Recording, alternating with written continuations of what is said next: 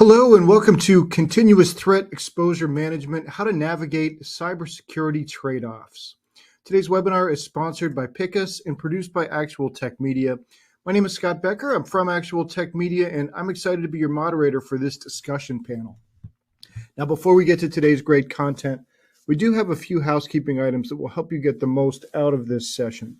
First off, we want this to be an informative event for you, so we encourage any questions in the questions box in your webinar control panel. Not only will we have team members responding to questions during the live event, but we'll also have a dedicated Q&A session at the end of the presentation where we'll discuss in greater detail some of the top questions that you ask. Now, that Q&A panel is also the place to let us know about any technical issues that you might be experiencing. A browser refresh will fix most audio, video, and slide advancement issues, but if that doesn't work, just let us know in the Q&A and we'll provide further technical assistance. Second, in the handout section of your webinar control panel, you'll find that we're offering several resources,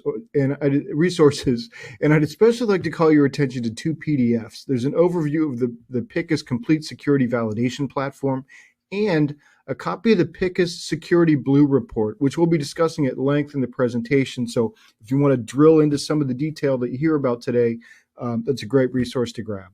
Also in there, you can get a link to the Gorilla Guide Book Club, where you can get access to Actual Tech Media's great printed resources on technology topics, as well as a link to the ATM Event Center, which has our calendar of upcoming events. So I encourage you to access those resources now and share them with your friends and colleagues. Now, third, at the end of this webinar event, we will be awarding a $250 Amazon gift card to one lucky registrant. Of course, you must be in attendance during the live event to qualify for the prize. Official terms and conditions of today's prize drawing can be found in the handouts section. Just scroll to the bottom and you'll find the prize terms and conditions link there. Okay, and with that, let's get to today's timely discussion. So joining me, it's going to be my pleasure to introduce you to our other presenters today. We have Crit Golden, who's head of solution architects for Picus Security. We have Simon Monahan, who's product marketing leader for Picus Security. And we have Oliver Rochford, who's chief futurist at Tensor. So let me start with a quick overview of continuous threat exposure management, and then I will bring on the panelists. In keeping pace with the latest threats, one of the biggest challenges security professionals face is determining where to prioritize their attention and resources. But without first understanding an organization's security posture and risks, it can be impossible to determine which actions will most impact cyber resilience. So an approach that we're hearing more and more about in security is continuous exposure management. As a way that security pros can evolve beyond vulnerability management to make better security decisions and be more proactive. In fact, Gartner says that organizations that adopt a continuous threat exposure management program stand to reduce data breaches by 66%. So in this webinar today, we're going to discuss the concept of CTEM and debate how it can help security teams to better navigate the trade-offs they face on a daily basis. And joining me from security validation company Picus Security are Simon Monahan, product marketing leader, and Crit Golden, head of solutions architects for North America, and Oliver Rochford, chief futurist for Tensor. So Simon, Crit, Oliver, welcome. Thank you. Thank you, Scott. So my first question is for you, Crit. What is threat exposure management? Yeah, that's a great question, Scott. It's a very hot topic today, and there's a lot of research in it. We get a lot of these questions. You know, security, it's really impossible to stay on top of everything 100% of the time. It's hard to be that proactive. We have lack of resources, competing priorities, right? And the essence of threat exposure management is about obtaining the data and insights needed for all of these individual groups, whether they're blue teams, SOC teams, management, leadership, risk, all of the teams involved to make informed security decisions about areas to prioritize, really uncovering the truth, if you will. Most security leaders still need help understanding their threat readiness. They don't fully grasp that today. They don't have mechanisms in place to actually uncover that information. CTEM really provides a framework, and it's important to understand that it's a framework. We don't all want to hang our head because it's another framework to follow, but this is a critical framework that allows you to continuously and consistently, that's the most important word, evaluate your organization's ability against threats and what threats those pose, what threats pose significant issues to organizations. Validation is a key component to this approach, really a foundational approach, in my opinion. Thanks, Kurt. That's a great definition. I've got a question now for Oliver. How does exposure management differ from vulnerability management? When we started out doing this, we were very much focused on trying to eliminate every single vulnerability. We had something called CVSS scoring. That was the next iteration. And that tried to break down vulnerabilities, based on a scoring system from 0 to 10. With a higher being more severe, and you could also subdivide that according to low, medium, high, and critical. The problem is that in reality, a lot of vulnerabilities tended to fall on the high and critical side, even through multiple iterations. And it really didn't give you enough granularity to be able to prioritize. The other problem, though, is that it's really just shoving around numbers. What we saw in practical reality was that somebody would say, we're going to reduce 10% of risk over the next 90 days. And it's like playing solitaire. You're pretending there's no adversary. Not all of these vulnerabilities are actually equal. So you also need asset context.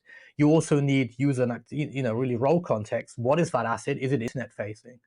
And now the next iteration after that was adding exploitability into it. Which vulnerabilities are exploitable? Then, because it required more threat intelligence, we started looking at which ones are actually being exploited in the wild. And now the latest, the new thing that Picus is bringing to this is actually also looking at the mitigating controls. Also considering, okay, because if you're trying to prioritize, if your question is, I have 1,000, very severe critical vulnerabilities, but I can patch only 10 today, which 10 do I patch to make sure that I get, I reduce the most amount of risk? You need more information. And at that point, which ones are being mitigated is quite important, because one might not. You wouldn't want to treat them equally. So it's always about having that additional layer of context and contextualization to be able to make these decisions at scale, because we're talking about thousands of vulnerabilities now across, thousands of devices. Super. Yeah. So you're really helping us drill down into this definition, broadening the understanding here. And Simon, as we were talking before this session, you had a nice analogy that explains the challenges that organizations are facing in managing threat exposure. Can you share that with us? Yeah, of course, Scott. So Oliver there was talking about prioritizing vulnerabilities and the challenge of determining which to prioritize at any point in time. And the analogy that I use to help illustrate this problem is this concept of the short blanket dilemma. You might have heard of this before. It's essentially that a blanket is only so long. You can use it to cover your feet, or you can use it to cover your shoulders, not both. And either way, part of the body, part of the anatomy is going to be exposed at any point. And this is a really good analogy in security, because the blanket really demonstrates the resources and the time that we have to prioritize in certain areas of our operations. If we pull the blanket too far over our heads, then our feet get cold. And conversely, if we use the blanket to cover our feet, then we leave our whole head and shoulders exposed. And it's really about finding the balance. And of course, we can try and make the blanket stretch that bit further. But in doing so, there's always a risk. We stretch it too far, and then it rips in the middle and leaves us even more vulnerable. In security, it's always difficult to get a good night's sleep, and the short blanket dilemma is really one of those reasons, because we worry about whether our estate is covered in the right areas and whether we're ready to prevent and detect the latest threats. That's a really nice analogy. Oliver, does that analogy resonate with you? Yeah, absolutely. Because I think Simon is spot on, right? We don't have enough blanket to cover our whole body. That's the whole point. Very few organizations can really patch all vulnerabilities, nor is it desirable. If you think about it, if no one's exploiting them, how much of a risk does it represent? It's an unquantified risk. Somebody might exploit it in the future. But once again, that's not the same priority, the theoretical risk, as actual one, which is imminent. So I love the analogy, but some people have a shorter blanket than others. And at that point, you're really trying to work out which extremities are you going to save, huh? Excellent. So to shed some light into the challenges that organizations face managing their threat exposure, Picus recently published its Blue Report 2023. So we've got sort of 4 quick slides just to go through that. But Simon, I wonder if you can start off telling us about some of the research. Yeah, thank you, Scott. So you're right. The Blue Report is a piece of research that sheds a light on some of the difficulties organizations face managing their threat exposure. The report was compiled by Picus Labs, Picus's in-house research division, and it's based upon an analysis of over 16 million attack simulations that were simulated by the Picus platform in the first half of this year. And the results really do shine a light on some of the what we call the trade-offs organizations need to make on a day-to-day basis. So let's take a moment to talk through each of the 4 what we're calling impossible trade-offs. So the first trade-off is really determining which attacks to prioritize. The reality is that we can't prevent and detect every threat. We need to make decisions about which to prioritize defending against. And every security team faces challenges here. And the decisions in this regard are often made by a particular threat profile of an organization. And by threat profile, we could include factors like the industry in which an organization operates, and therefore which threats are most relevant or which threats are most targeting organizations in that industry. And it could also include, things like the systems that we use and rely on a daily basis, because attacks, we know, target different vulnerabilities, and therefore this is also a key criteria to help us decide which threats are most relevant to us. When we looked at this and looked at the results based upon the attack simulations that we performed, we found that overall, sort of on average, organizations are capable of preventing around 6 out of 10 attacks. Which actually is not too bad when you consider that actually before they were simulating threats in their environment, they were able to prevent significantly fewer than 6 out of 10. One of the interesting findings that the report highlights really is how the extent to which the types of attacks vary between organization to organization.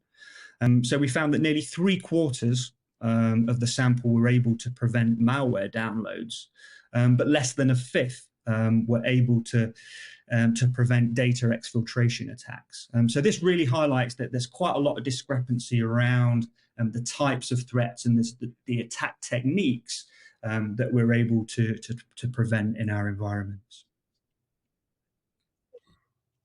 Yeah, you know what, Crit, I wonder if we can drill into one of those. What do you think organizations are better at defending against some types of attacks than others? That's the $1 million question, right? And it's a pretty interesting answer. Being in this breach and attack simulation space for 8 years, I've seen all types of responses and capabilities. When you look at the Blue Report, I think it's very interesting when we dive in a little bit deeper that globally, only 59% of the attacks out of the 16 million samples were blocked. 37% of them were logged, and I feel a woeful 16% of the attacks were actually triggered an alert. Right? This is a concern for me. I feel the reason that some organizations are better at defending against attacks than others, it's the path of least resistance. I think most organizations focus on one area or the other, hoping that some layer of their defenses will stop an attack, and do not fully understand their defenses in depth and how it protects their organization, what they have deployed, how well it works together. They often focus, and I see this repeatedly almost weekly, on one spot more than others, say endpoint more than anything else. But we know today that hope, unfortunately, is not a strategy, right? We can't hope that one part of our stack works better than the other. If we just focus on one area or the other, we may have better efficacy, right? The other thing that I notice as well regarding this is most organizations are very reactive. When something happens, then they respond, and that really doesn't help them gain ground on their security maturity. Many organizations are not aware of how susceptible they are to all of these attacks. They've been doing pen test or red team engagements, which are very limited in scope, and don't fully understand, challenge the entire stack against all the known attacks that are being used in the wild today. And that's a big concern for me. I feel this is mostly due to organizations aren't challenging themselves beyond that point in time assessment to make those determinations. Modern attacks and the volumetric amount of modern attacks requires a modern approach, right? I have to automate these capabilities and challenge all aspects of my security organization to understand that defense in depth. Quite frankly, we're just pointing and shooting to some degree today and hoping that one part of our defense in depth is performing better than the other. Or if I can just break the kill chain in one area, I'm good. I think a more nuanced tuning is available to you today and should be taken on each aspect of our security portfolio and what level of efficacy it's providing to the organization.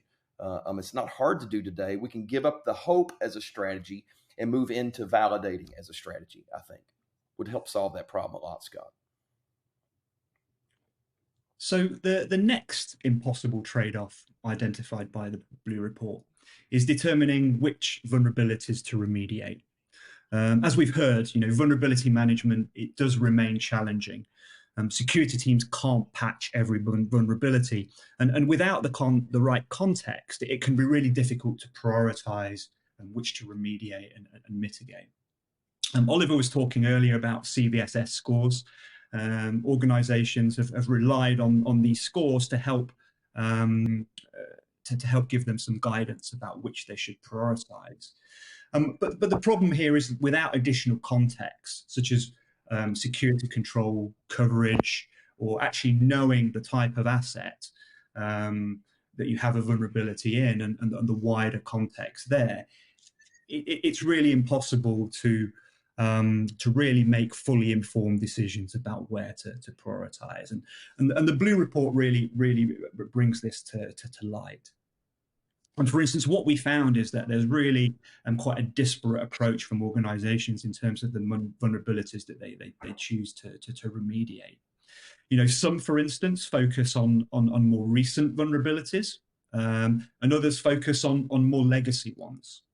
And there are some organizations that do a bit of both, but generally there's no real sort of pattern in terms of in terms of where vulnerability management is focused.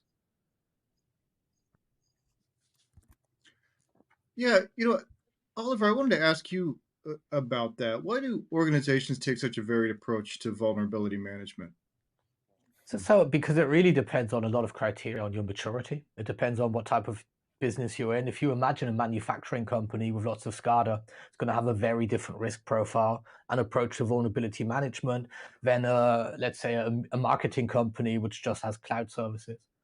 And so I think you're going to see a lot of variation there. But the other aspect is just the fact that part of this is also based on risk appetite, and it's also based on really how mature you are as an organization overall. What I find is that, or what I found in the past speaking to a lot of organizations, is that regulations also have a huge impact on this. So my favorite example for this, and this is like about incentives, I can remember speaking to a bunch of CISOs when I was an industry analyst. We would say to them, do a scan almost every day so that if there's a critical vulnerability that comes out, you can prioritize it.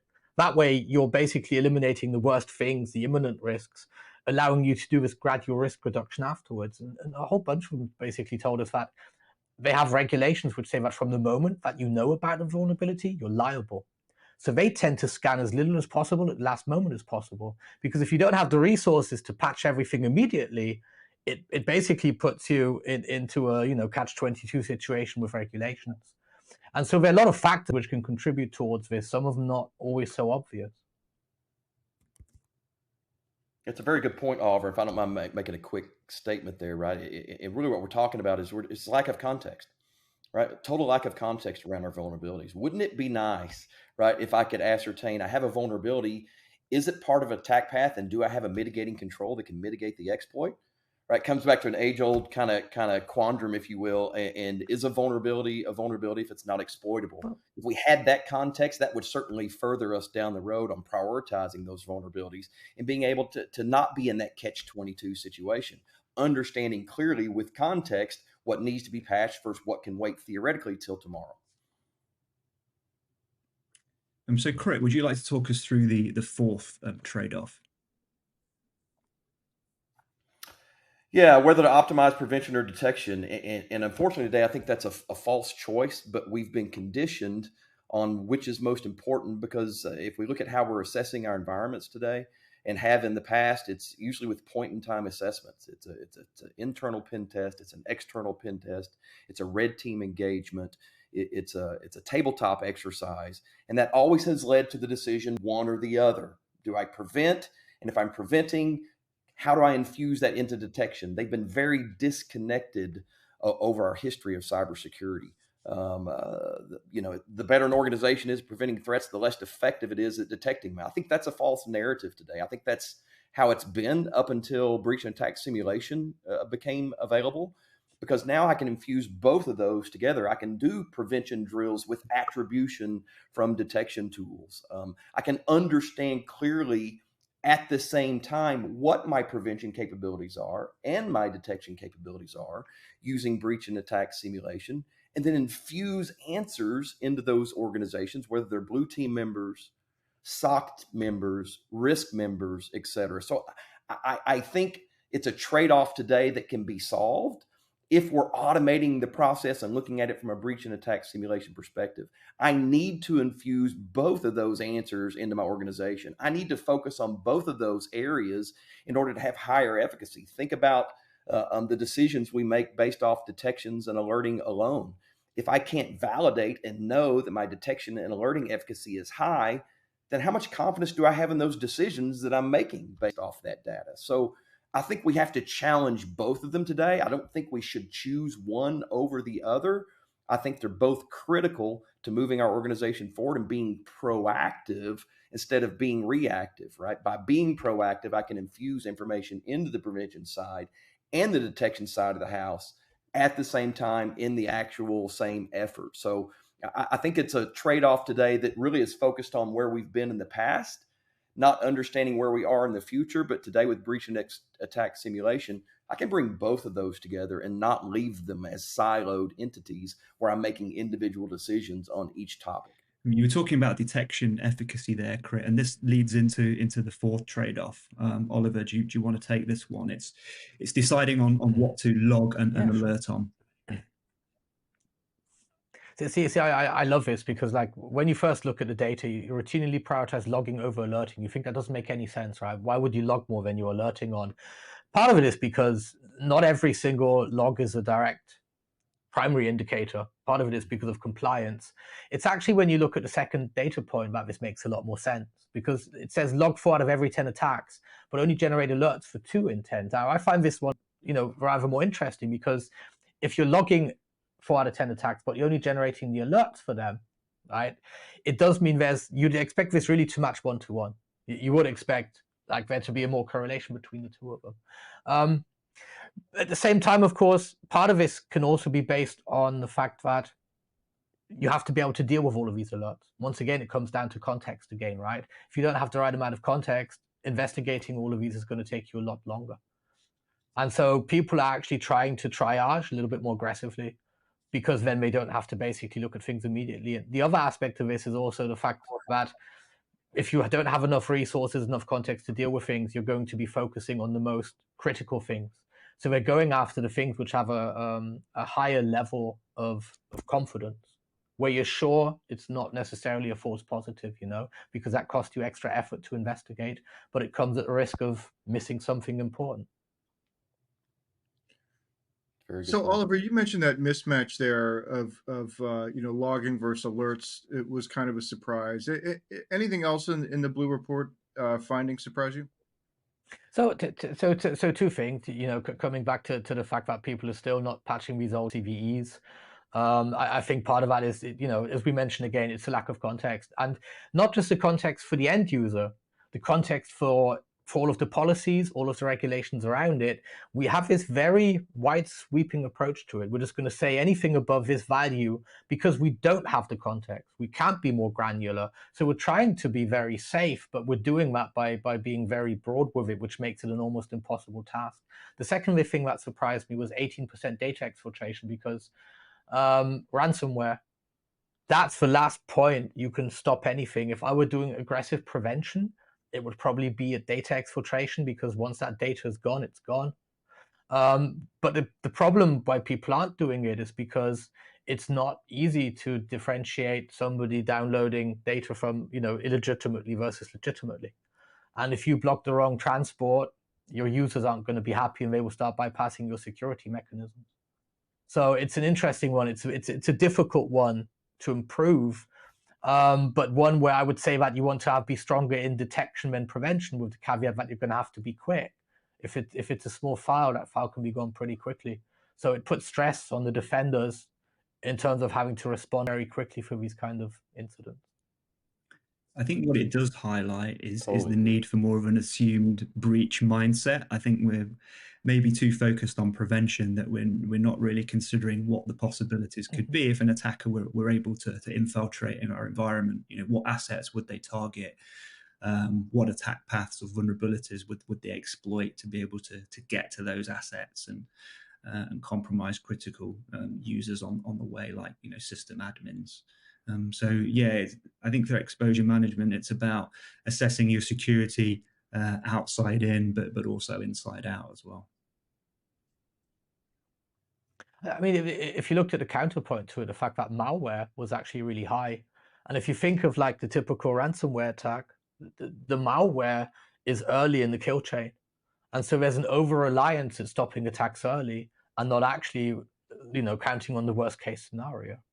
But once again, it is difficult without being able to test.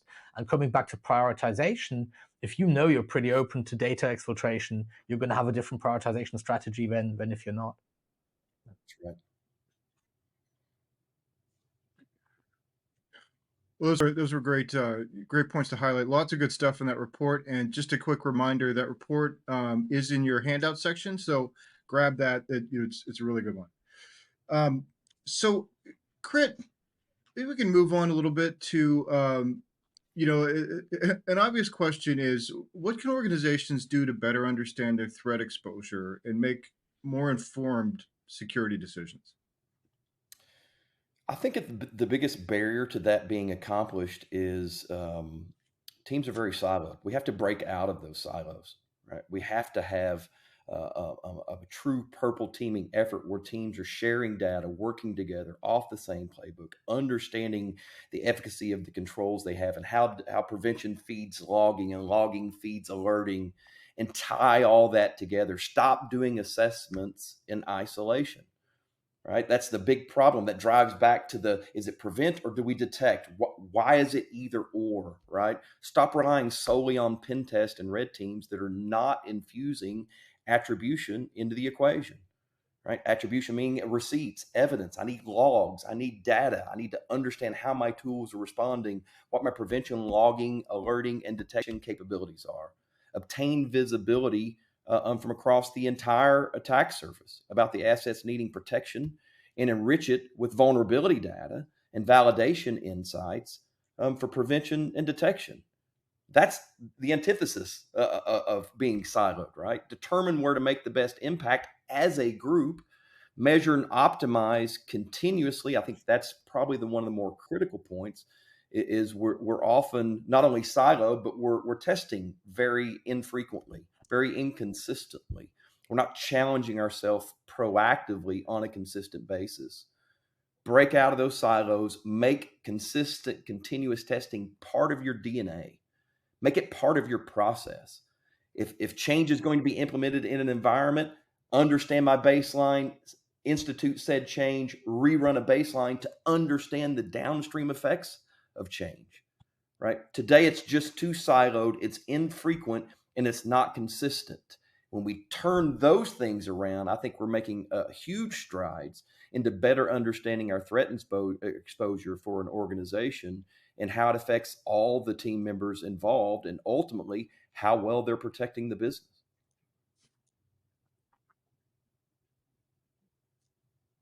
Yeah, Simon, was there anything that you wanted to add there? I think really just to echo the point that Crit made about breaking out of silos.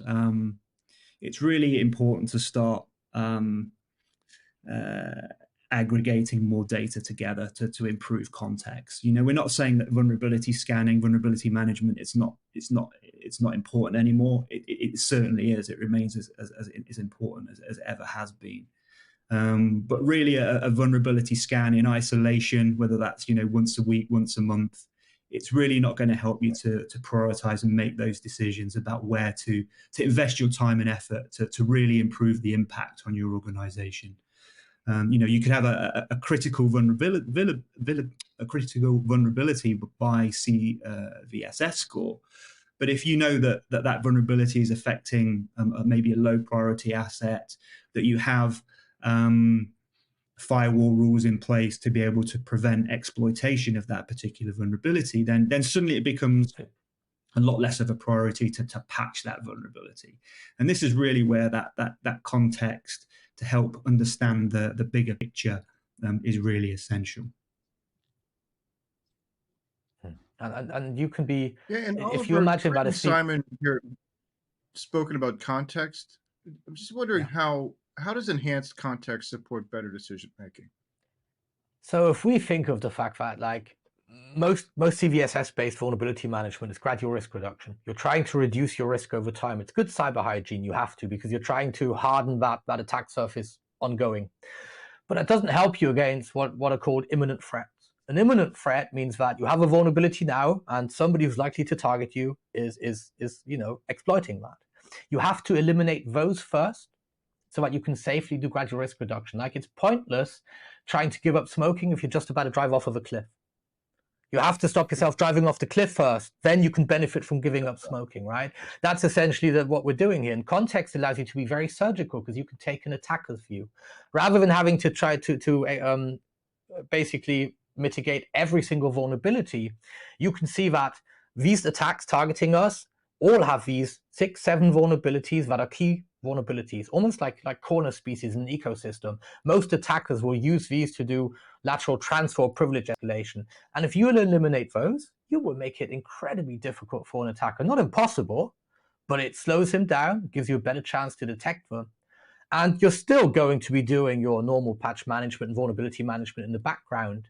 But that is something which has to occur all the time. The continuous threat exposure management allows you to be aware and address these imminent threats very quickly and very surgically. Yeah, so Simon, this continuous threat, the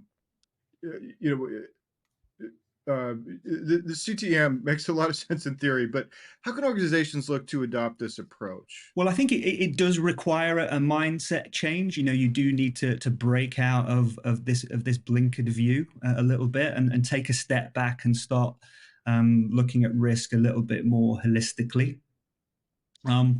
At Picus, we kind of approach this threat exposure management in really 4 steps. The first step here is really to discover. It's to discover your attack surface. The starting point of CTEM really is you need to understand what you need to protect.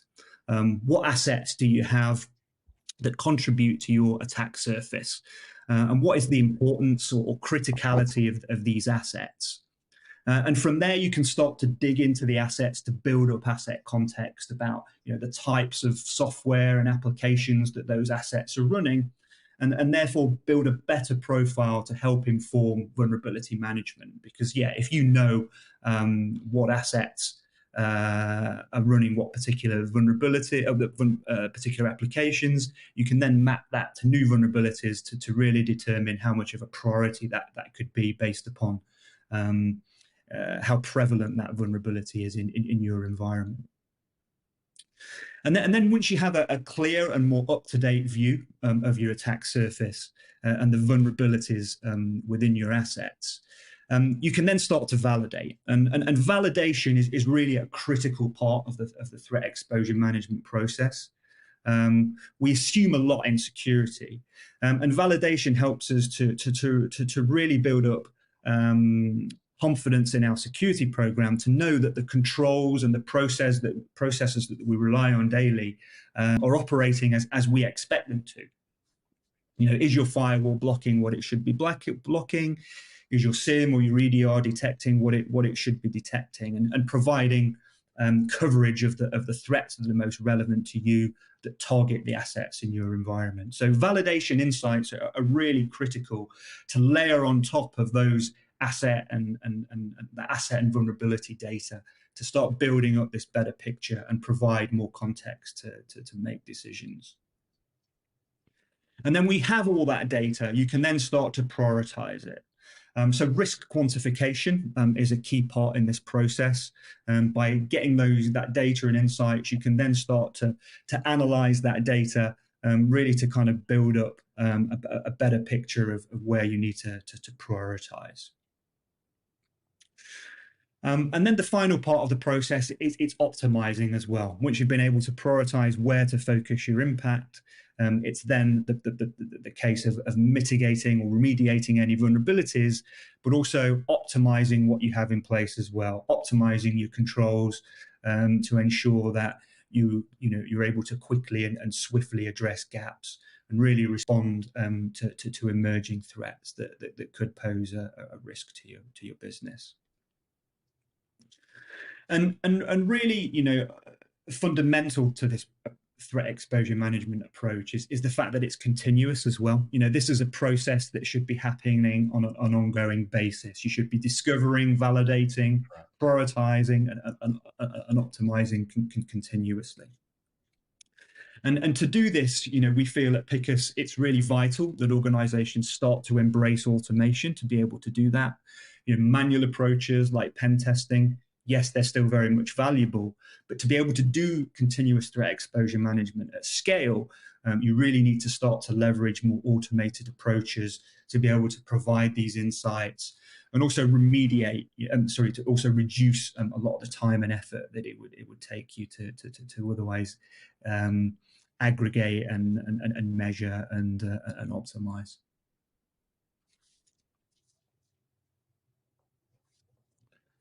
Yeah, Crit, building on that, why is security validation a key part of the CTEM process? What should organizations be validating? Yeah, that's a couple of good questions, Scott. Really, validation is the cornerstone, in my mind, of the CTEM process. It starts with validating. It starts with evidence. How do we make proper decisions without evidence, right? We need to remove the subjective language from our vernacular and our thought process based on multiple data points, I think, or we ought to be able to, right? Let's just start with validation and start with evidence, right? From there, you can make decisions based on empiric data and infuse that into your organization at a foundational layer across a multitude of teams that have been siloed in the past. So I think there's a couple of key benefits from validation. Clearly, evidence, and then breaking down those silos within your organization that are there naturally. I don't think they're artificial silos. But I think, when you have a SOC team and a blue team, there's at times distinct functions and different functions, and they don't really work well together, but we can make them work well together, and we need to, and that's a requirement, to have a mature CTEM process, right? You need to validate as much as you can in your organization. And we talk a lot about validating technology, right? Understanding the risk, understanding the threat. But when you stop and think about it, right, there's three key components to a security organization. It goes far beyond technology. It's technology, people, and process. We should be validating not only the technology that we deploy in our environment, on how well it's architected, how well the policies are written, how well does it actually defend the organization, what is the efficacy of that security spend, but we should be validating people and process as well. They're key components to our ability to detect and respond, right, and to protect the organization. This can't be a part-time effort. I know Oliver and Simon both have said that today. I believe I have as well. The real difference is that this has to be continuous. This has to be consistent. And I think that's the most important term, is consistent. If it's once a week or once a month, then it needs to be consistently at that interval, that cadence that you set in your organization. It needs to be an important foundational part of your decision-making capabilities, right? Understand what your capabilities are based on evidence, challenging people, technology, and process. Break down those silos. Now you're starting the foundation of a very informative, critical aspect in your environment called continuous threat exposure management. I think those are some key components, Scott. And Oliver, you were nodding along there. Anything to add? Oh no, I mean, I completely agree with Crit. You have to do this on a continuous basis. It's not something that it's not a start-stop thing, because our attackers don't work that way either. And in reality, you're always chasing a moving target. That's the thing to understand. You're always always chasing a moving target. Although one thing I absolutely love about security control validation is that it's as close to prediction as you can get, and there's no AI needed, because it doesn't tell you who's going to attack you, but it's going to tell you who successfully could. And so that's something which can actually allow you to get a little bit ahead of the attackers, But yeah, you have to do this continuously, because, well, just like your immune system, it never ends. You're always exposed. And Crit, what are some of the pitfalls to avoid when seeking to adopt a CTEM approach? Yeah, well, that's a $1 million question as well. There's so many. What organizations don't need? Let me start there. Is a lot of different disparate solutions, right? They can only add to the problems of managing security on a day-to-day basis. Picus approach is helping organizations adopt a unified approach by combining attack surface management, breach and attack simulation capabilities, attack path management capabilities, vulnerability prioritization technologies we talked about today so extensively, into a single platform. Threat exposure takes a different mentality than simple vulnerability management, right? It takes an offensive mentality for all groups in the organization to be able to leverage. Pen testing and red team engagements don't go far enough to fully uncover all the aspects of CTEM needed to better prepare the organization for threats. One of the main challenges I see today is getting all the security and non-security teams working together and focused on the same goal. We've talked about that repeatedly, right? Siloed efforts, siloed assessments, siloed parts of the organization. The one thing I could strongly recommend better than anything else is to break down those walls, create a purple teaming environment, bring those teams together so they can feed off each other, infuse each other with the data they need, and get better at a much quicker rate than what we're doing from a silo perspective. Another challenge I see is organizations have a hard time seeing the high level view of the overall capabilities. They're way too deep in the woods, right? They're just focused too deep on one particular aspect of their security in depth, one particular aspect or component of their security program, and not understanding the overall effect that attacks have across the entire organization. Hoping, again, hope's not a strategy, to poke a hole in it through one layer in that defense in depth. If I can just break the kill chain, as Oliver was saying earlier, but there's a more nuanced approach capable of being done today. And I think that's challenging all aspects of the environment. I think lastly, we suffer from analysis by paralysis in a lot of cases, diagnostic overload, if you will. You need a platform that consolidates these activities into a single capability, allowing all teams to participate in the process, pull valuable information out, and infuse that into those teams, right? Break down the silos, stop the analysis by paralysis, right? And bring in non-security people with security people to see how the technology, people, and process are benefiting the organization. I mean, I completely agree with Crit there. I think there's a danger that an organization could go out and just buy a whole new bunch of technologies to help support this CTEM approach. But that could ultimately be adding complexity to what is already a very complex problem.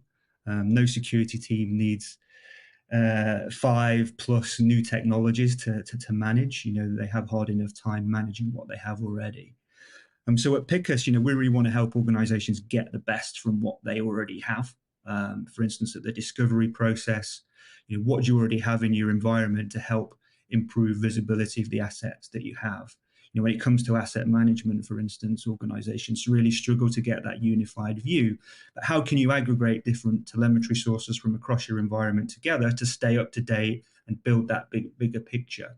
And really at Picus, our priority is really helping you to leverage what you have in the best possible way. No one needs different disparate technologies that don't talk to each other. We want to help you to aggregate all that intelligence that you have already and present it to you in a way that you can take actionable measures to mitigate and optimize. Let me jump in there real quick, Simon. You mentioned something very interesting, and I hear this a lot. If I just had more budget, if I just had more technology, if I just had a few more people, right? The largest companies on our planet with the largest security groups and the largest security budgets continually get breached, right? It's understanding what you've deployed, how well that defends the organization with efficacy. I need evidence, right? And if I build everything on evidence and I focus my CTEM program, as you should, on validation, you're building on a solid foundation. You're building on a data of evidence, a pile of evidence, right? That helps infuse your decision-making capabilities with that empiric data. And I think that's critical, right? I think we're not making decisions based on the right data points because we don't have them. And if I'm going to implement a CTEM program effectively in my organization, it must start with empiric data. I must have evidence, or then everything is kind of built on a fallacy, if you will. I think that's the problem with risk quantification today. There's not a foundational empiric layer that everything is built on. And that's the goal of continuous threat exposure management. Yeah, so Oliver, it's an interesting point that both Simon and Crit are making here about the need to get the most out of what you already have. So CTEM is also about making better use of the data you might already be capturing, but deriving value from. Yeah, absolutely. I mean, it's how do you measure return on investment of your security investments? And a part of that is actually being able to quantify and measure whether they are being effective. And similarly, everyone assumes, and I used to have this a lot when I was doing pen testing, you'd speak to an auditor, basically to the GRC person before, and on paper, everything was being done. And when you actually dug into it after the pen test, because you found a million things, it turns out there were exceptions everywhere. Somebody hadn't configured this because somebody had asked to have it opened. Somebody didn't patch this system because it was a different, operator, a different vendor or something. In reality, it's never as clean as it's on the paper. You need to actually look and do quantitative assessments. Same as when you do qualitative surveys. Whenever you see these surveys where 73% of people say X, if you actually dig into the data, you to see not what they believe they're doing, but what they're actually doing. The other aspect, of course, it is just generally being able to also evaluate products, whether they are the right tool for you. If you're doing a proof of concept or if you have existing tools, and planning out your budget in advance. If you have a good idea of what you're missing, let's say data exfiltration, you're only detecting 18% of data exfiltration, you know that your next investment should probably be a solution that helps you with data exfiltration. So it's a far broader tool, CTEM, and just focusing on prioritizing vulnerabilities. It can be really one of these guiding principles, or one of these, I would say, guiding programs to drive your entire security program. Yeah. Yeah, great points. Yeah. So Oliver, Simon, and Crit, we'll probably leave the main discussion there. It's been a great conversation just about the value of continuous threat exposure management, and really how it can help you with that short blanket dilemma that that Simon you set up there at the beginning, and hopefully helps security teams sleep better at night by providing those insights that they need to balance security trade-offs more effectively. But we do have some questions here from the audience. We've got time for just a few. So, Simon, this first one, maybe you can tackle. What role does pen testing have in the CTEM process? Okay, yeah, sure. So pen testing It's still very valuable as part of the CTEM process because it can help to give you that extra context around vulnerabilities. How difficult are they to actually exploit in the wild? So it can give you some really important insights to build into the decision making process.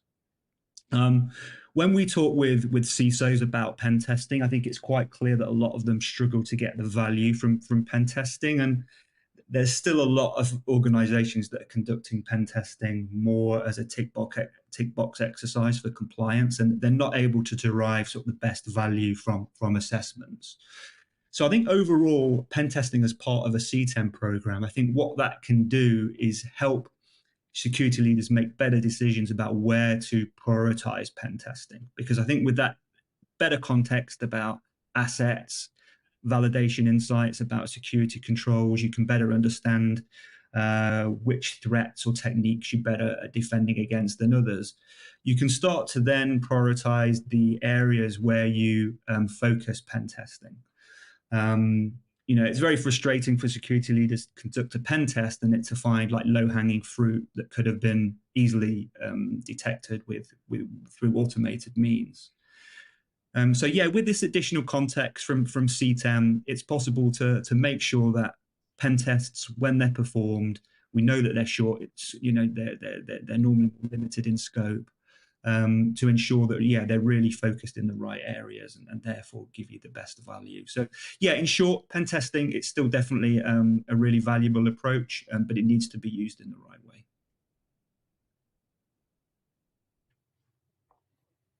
Okay, excellent. Oliver, maybe I'll direct this next one to you. How long does it take to adopt CTEM? It's worth deploying it is pretty quickly, right? You just deploy agents, you start running your assessment. So that's very quickly. I think the big challenge comes in actually making use of the data, and there are several components. You are going to find immediate things you're going to want to address. And I would say within the first 30 days, because some of the findings are going to give you a different view on this than the data you've had before. And it's going to show some usually very critical things, right? Then you're going to have to start working out the 90-day plan, which I would say focuses on the next layer of stuff. You're going to start wanting to add detection rules, which you don't have in the meantime. You're going to want to start evaluating configurations across systems. But if you look at this across the long term, right, so you can really start, I would say, getting these high strategic program values out of it, like helping you to identify new security investments. That's going to be probably up to about a year. But I think it's interesting because it allows you to work through this. You have this immediate set of data to action. And as you go into deeper and deeper into it, as your maturity increases, you're going to be able to make this a bigger part of your program. But it's up to you. If you're really tightly resourced, that immediate risk reduction by being able to identify really critical exposures is going to give you immediate value, and that's not going to take very long. It's more about how quickly you can then mitigate the threats and actually identify them. Okay. Yeah. All right. So I'd say excellent. 30 days if you're good, 90 days probably if you're a little bit, if you have more friction within the organization, that's the other question, right? So 30 to 90 days is probably realistic, but as we've said many times before, this is a continuous program. You're going to be running this probably for a long, long time with enhancement as we go forward, but it will form the core of what you're doing in terms of like auditing and testing. Great. Really, yeah. So fast results, it sounds like, but everybody benefits from iterating it. Yeah. Super. And Crit, that probably leads nicely into this next question that we have here. How can I measure the success of a CTEM program? Yeah, I get that question a lot, and the definition of success for each organization is going to be a little different, but let's focus on how do I measure that. I can't measure what I can't monitor, right? I can't measure what I can't monitor, and I can't monitor what I don't have analytics on. Meaning, if this is a manual effort and you're trying to pull together CTEM, that's going to be extremely challenging, right? So it's about measuring the success. I need an automated platform that brings all of this together. I need my vulnerability data. I need it contextualized. I need to understand the efficacy of my security controls at a foundational layer by validating not only prevention capabilities, but detection, logging, and alerting capabilities as well in a single platform that can track over time my success. I think Oliver, Simon, and I, all three have hit on this multiple times today, and Simon just did as well. Oliver just did as well. Apologize, Oliver. This has to be continuous. More importantly, it has to be consistent, right? Inconsistent assessments and validating of your organization is going to lead to inconsistent results. And the success is now going to become extended, if not washed out, right? So I think clearly defining what your success criteria is out of your CTEM program in a short-term, intermediate, and long-term status, and then having an automated platform that gives you empiric data that multiple teams can take advantage of, right? Manually tracking this and trying to feed this and translate this back into success for your individual teams is next to impossible if you're not automating the capability. So I think define that success in the intermediate step, as Oliver just mentioned, and first there's going to be a flurry of activity, a volumetric amount of data coming in, but over time you will iterate on that validation effort. You'll continually see yourself mature. We're too often thinking of ourselves from a score perspective. Did I pass? Did I fail? New attacks come out every day. The attacker doesn't care whether you pass or fail an audit. The attacker is worried about getting the next attack out and being able to leverage it against you. So this must be consistent. As much as the word continuous, consistent is critical. Measuring it in an automated platform will also provide a large measure of success for you. And quantification is such an interesting topic. Sorry, I was just going to add that quantification is such an interesting topic because you need apples for apples. If you want to do benchmarking consistently, you want to actually track a score, you have to make sure that you're always measuring the same thing. Otherwise, you're just going to, there's no way for you to actually be able to, that value will be meaningless. And the mitigating controls are such an interesting point of it because you need them. A lot of approaches in the moment just look at threat intelligence. They look at the vulnerability, severity, or criticality, ease of exploitation, but we don't actually look at the other mitigating controls. And immediately your quantification is off. And so I feel that that's definitely worth mentioning, the fact that it provides that third leg to stand on to be able to actually quantify risk better. I think this webinar was too short. This is something we could go on for a couple of hours, to be quite honest with you. That is absolutely true. Yep. But unfortunately, we do need to leave it there. So, Crit, Oliver, Simon, thank you all. It's been a fascinating conversation. We could probably talk about this all day, but we will have to stop it there. So thanks for this conversation. Thanks for the opportunity, Scott.